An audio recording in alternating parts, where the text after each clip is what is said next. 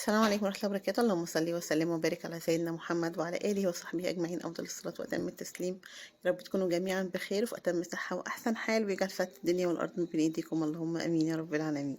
زي ما انتم شايفين كده، أنا حطيت كوباية زبادي في الخلاط، بدأت على طول شغل كده من قبل ما أقول لكم أي حاجة. حطيت مج زبادي كده في الخلاط، وحطيت عليه مج بشر جوز الهند كده، ماشي، يعني ده بيعادل ده. وحطيت حوالي كوباية الا ربع سكر، يعني ازيد من نص بحاجة بسيطة. الحلو اللي احنا هنعمله ده ممكن يتعمل بزيت، بس انا ما عنديش زيت نظيف الصراحة. الزيت اللي كان موجود عندي زيت تموين، وكنت مضايقة من ريحته شوية فما حطيتش منه. وبرضك ما رضيتش احط سمنة فلاحي، عندي سمنة فلاحي او اللي هي البلدي دي، ما رضيتش احط منها. فكان عندي كريستال فاضلة من ايام ما كنت عاملة البسكوت. الكريستال الصفرا دي بتبقى ريحتها حلوة قوي وتنفع حلوة للحلويات يعني. فقلت هحط منها. بتحطي حوالي كوبايه الا ربع، تمام. السكر حطيته قليل ليه، وممكن يتحط اقل من كده، لان الحلو دوت هيتحط عليه شربات. كان عندي شربات كنت مولعه عليه.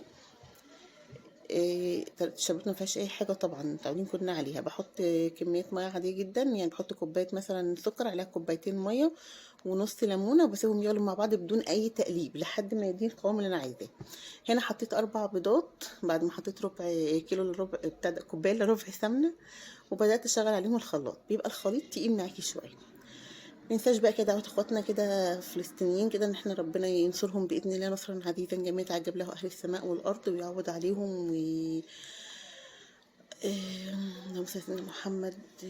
ويجبر بخاطرهم يعني، ويعوضهم عن كل اللي حصل دوت. عاجلا يا رب، اللهم امين يعني، وينصرهم. آه، طبعا يعني الدعوات ما بننساهاش ابدا، باستمرار ان احنا ندعي لهم يعني. مفيش في ايدينا غير الدعاء، فلازم نكرره كتير يعني. اقل حاجه دي، اقل حاجه احنا بنقدمها لهم يعني. ونذكر الله بقى، سبحان الله وبحمده، سبحان الله العظيم، عدد خلقه ورضا نفسه وزنة عرشه ومدد كلماته، سبحان الله والحمد لله ولا اله الا الله والله اكبر، ولا حول ولا قوه الا بالله العلي العظيم. هنا النهارده انا هعاير لك الدقيق، لان في ناس كتير بتقول لي عاير الدقيق، لان انا بفضيه من الكيس على طول. انا بفضي من الكيس على على المنخل، لان انا ببقى يعني عارفه بالنظر كده الكميه اللي انا باخدها على صينيه الكيك او صينيه الحلو اللي انا بعملها. بس النهارده هعايرهولك بالكوبايه. انا حطيت مجين دقيق، يعني الحاجات المكونات اللي حاطه في الخلاط تاني هرجعها معاكي. حطيت مج زبادي مش او لبن رايب لو عندك لبن رايب، على اللهم صل على سيدنا محمد، على مج جوز الهند، على 4 بيضات، على كوباية الا ربع سكر، كوباية الا ربع سمنة. السمنة بستبدلها بالزيت عادي خالص. هنحط عليهم كوبايتين دقيق، عليهم باكو بيكنج باودر، 2 فانيليا، معلقة خل طبعا لو حابين، مش اكتر من كده. نبدأ بقى كده نخلط المكونات الناشفة مع بعضها كده، اللي هي البودر والدقيق والفانيليا، ونبدأ ننزل بالخليط اللي خلطناه في الخلاط. طبعا واضح جدا ان الخليط شكله تقيل شوية عن الخليط اللي احنا متعودين عليه في الكيك، لان دوت كيك اللي اسمها يعني مصطلح محمد، اسمها الرواني، او اسمها كيكة الزبادي. بتبقى يعني قوامها تقيل شوية، ده قوامها تقيل وانتي بتقلبيها وبتخلطيها. لكن لما بتتخبز وتخش الفرن وتطلع، بتكون هشة جدا وخفيفة، ما بتكونش بالقوام اللي انت شايفاه ده. يعني ممكن اللي مش متعود يعملها، اول ما القوام يلاقيه كده تقيل معاه يخاف ويقول ده تطلع مكتومه وتقيله. اللي مخلي القوام تقيل معاكي ان في مج جوز الهند بحاله، فمج جوز الهند دوت متقل الخليط معاكي شويه.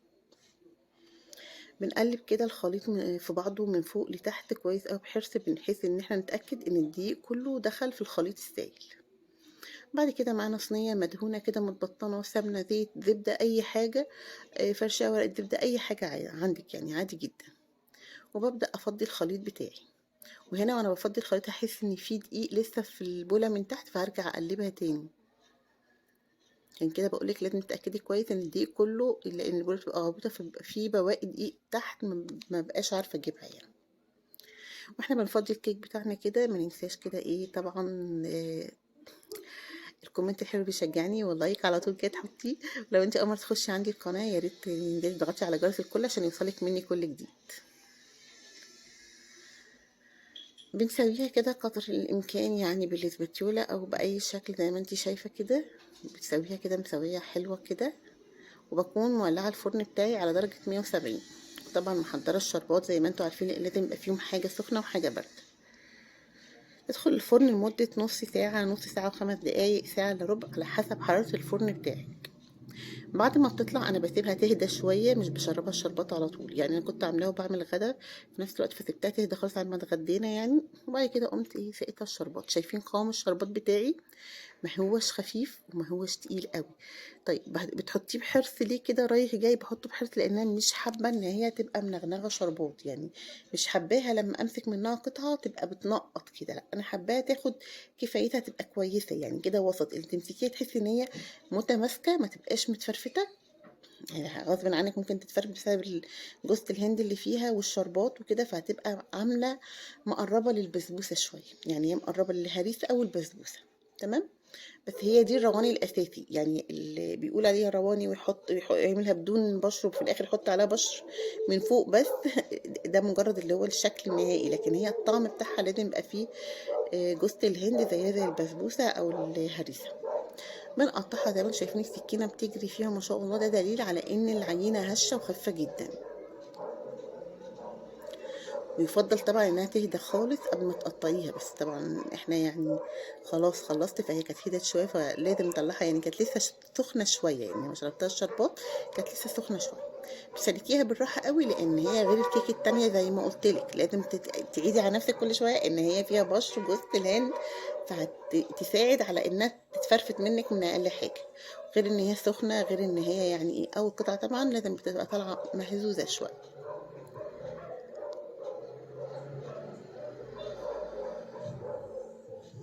حاجة حلوة سهلة وبسيطة يعني، ما فيهاش أي تكلفة خالص. آه، طالعين من رمضان بقى، لسه عندنا باقي جوز الهند وكده، فقلنا يعني نعمل منها حاجة نستغلها يعني.